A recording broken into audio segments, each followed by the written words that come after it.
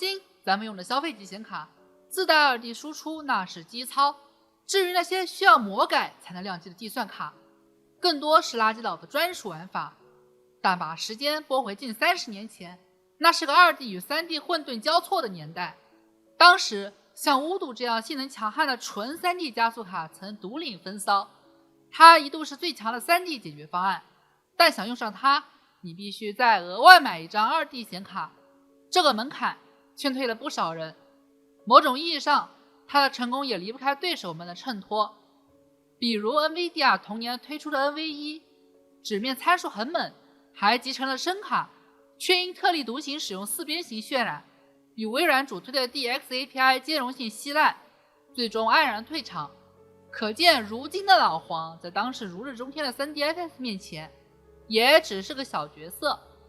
不过1年后 NVIDIA 推出的 Riva 128却打了一场漂亮的翻身仗，它用上了高级程度的 2D 加 3D 单芯片设计，一张卡搞定所有，价格还更亲民。尽管在 API 适配和画质上仍逊于巫毒，但它迅速在中低端市场站稳了脚跟。面对这个可能威胁自己生态位的对手， 3DFS 坐不住了。尽管他们当时还稳坐性能与 Glide 生态的头把交椅，却在同一时间点推出了一款试验品巫毒 Rush。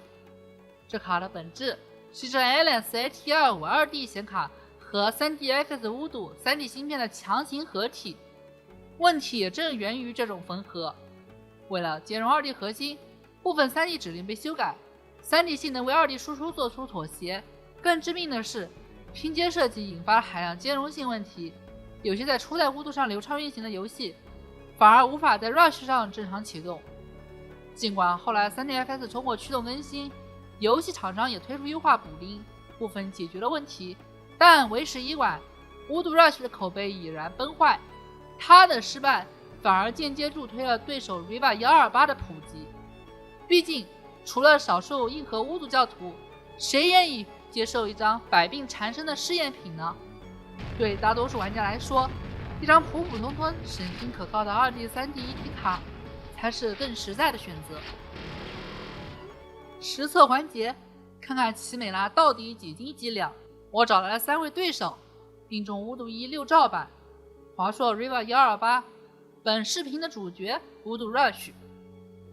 测试平台保持复古原位，奔腾2350加 G 加 GA6BXE 主板加128兆 SD RAM。基准测试 3D Mark 99 Max， 跑分结果有点意外，巫毒 Rush 的分数竟然比 Riva 128还高，甚至可以和自家大哥巫毒1掰掰手腕。难道他被低估了？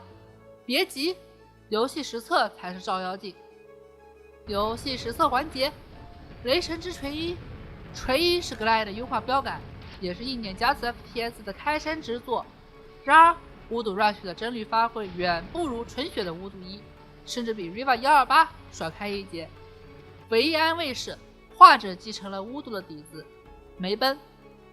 雷神之锤2，引擎更复杂，要求更高，在这里巫毒 Rush 的流畅度彻底拉胯，完全不配给巫毒1和 Riva 128提携。唯一优势是画质比连双线性过滤都不支持的 Riva 128强不少。极品飞车3热力追踪，这是巫毒的传统优势项目，但即便有 Glide 加成，巫毒 Rush 的帧率依然不尽理想。